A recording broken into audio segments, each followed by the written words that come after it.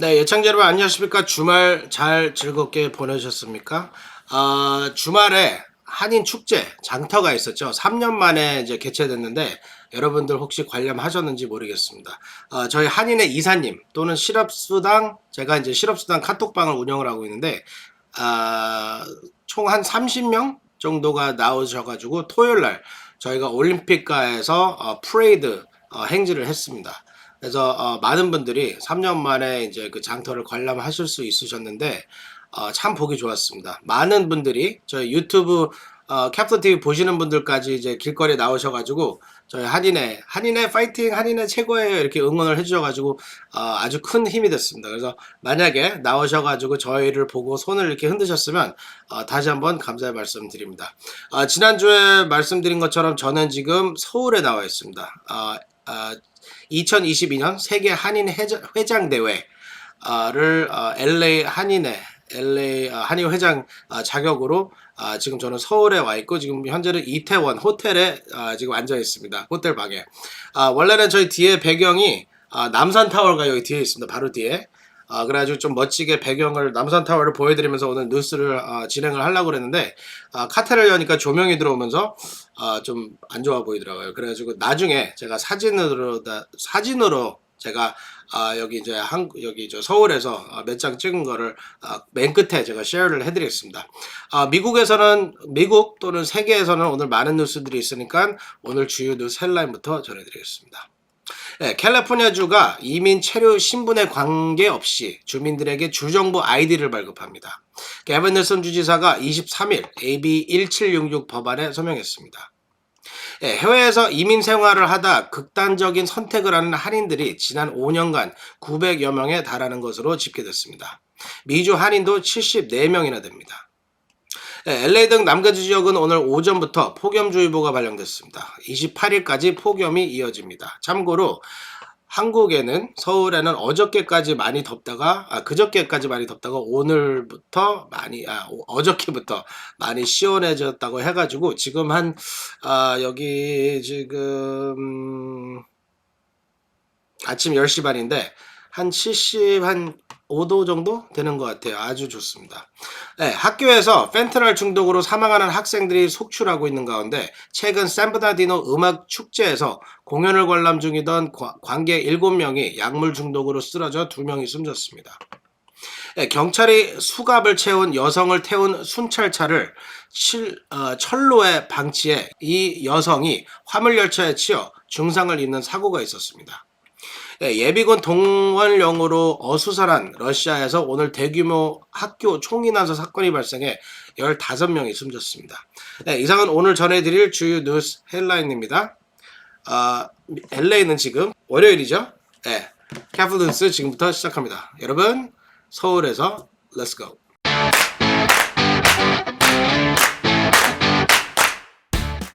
네, 오늘의 첫 소식입니다.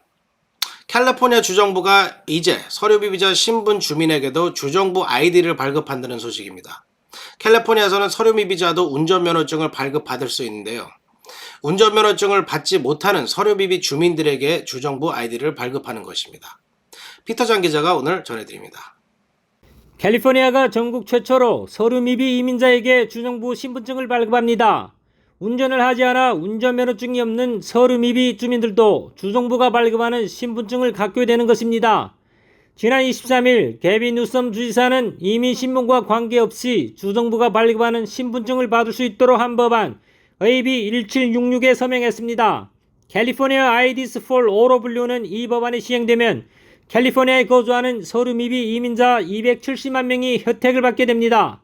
뉴섬 주지사는 캘리포니아는 이민신분과 상관없이 포용하며 모든 사람에게 기회를 넓혀주고 있다며 27%에 달하는 이민자 주민들 덕분에 우리 주는 강하게 발전하고 있고 이런 이유로 이민자를 지지하는 법에 자랑스럽게 서명할 수 있다고 말했습니다. AB 1766은 서류미비자에게 운전면허증을 발급해주는 AB 60을 보완하기 위한 것입니다. 2013년 통과된 AB 60은 신원 및 거주증명 등 일부 요구사항을 충족하는 경우에만 면허증을 발급합니다. 하지만 이 조건에 부합하지 않거나 운전을 할 수 없는 경우에는 운전면허증을 발급받을 수 없습니다.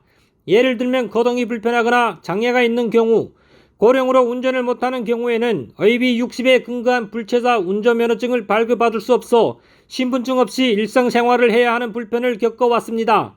주정부 아이디를 받게 되면 취업, 헬스케어, 주거, 은행거래 등에 사용할 수 있으며 학생은 학비 지원, 공공교육 혜택, 학자금 융자가 더 용이해집니다. 카플라 뉴스 피터장입니다.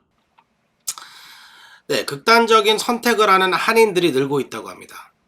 미주 한인뿐만이 아니라 전 세계 각국에서 이민 생활 중인 한국 국적 한인 900여 명이 지난 5년간 자살한 것으로 나타났습니다. 미주 한인들도 74명이나 됩니다. 한국 국회의 외교부가 제출한 자료에 따르면 지난 2017년부터 작년까지 해외에서 자살한 한국 국적 한인은 914명으로 집계됐습니다. 일본이 454명으로 가장 많았고 다음이 미국으로 74명이었습니다. 이거 참 슬픈 스토리인데요. 여러분이 만약에 디프레션이 있으시거나 조금 이상한 생각을 하시면은 저희 LA 한인회를 찾아주시기 바랍니다. 저희 한인회에서 멘털 카운슬링은 하진 않지만 여기 한인타운에서 이런 서비스를 제공하는 비영리 단체들이 있습니다. 저희가 리퍼를 해드릴 수 있습니다. 네, 제가 있는 서울은 지금 아주 기분이 좋은 날씨인데요. LA는 오늘 아침부터 폭염주의보가 내려졌습니다. 국립기상청은 오늘 오전 10시부터 28일 오후 8시까지 LA 카운티를 비롯해 산타클라라 밸리, 샌프란도 밸리, 샌게브리엘 밸리 등의 폭염주의보를 발령했습니다. 수요일까지 낮 최고 기온이 화씨 98도에서 105도까지 오를 수 있다고 합니다. 야외 활동을 자제하시는 것이 좋겠습니다. 특히 어린 아이들하고 어르신들, 할머니, 할아버지들 조심하셔야 돼요. 왜냐면 물을 특히 안 드시면 어르신들은 특히 이제 디하이드레이션이 한국말로 정확히 뭔지 모르겠는데 어쨌든 물을 많이 드시는 거 잊어먹지 마시기 바랍니다.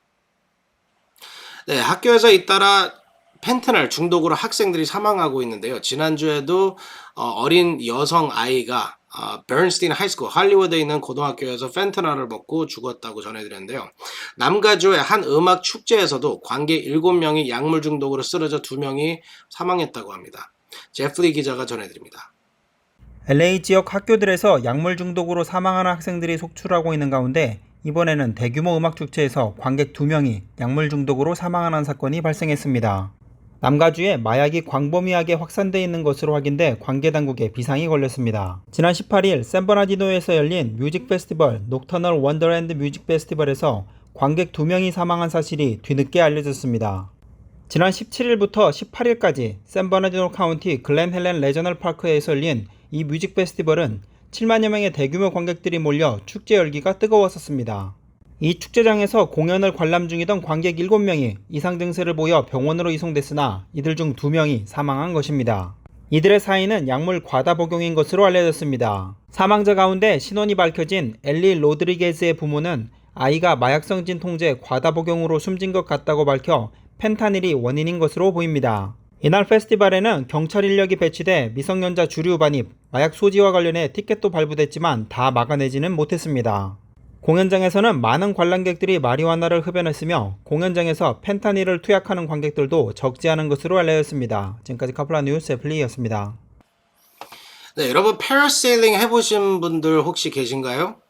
보트에 매달린 패러슈트를 타면 하늘로 올라 마치 비행을 하는 듯한 짜릿한 쾌감을 느낄 수 있는 익스트림 스포츠입니다. 플로리다에서 사고가 났는데요.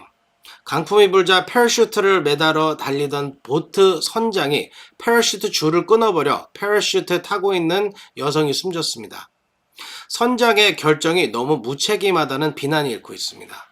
플로리다 키스의 마라톤 섬에서 3명의 가족을 태운 패러세일링 낙하산이 강풍에 휘말렸는데 보트를 몰던 선장은 구호 조치 없이 보트와 연결된 줄을 끊어버렸습니다. 낙하산에 탑승하고 있던 엄마는 결국 사망했습니다. 지난 5월 30일 발생한 사건인데요. 플로리다 검찰이 이 보트의 선장을 과실치사로 지난주 기소했습니다. 영상을 한번 보시죠.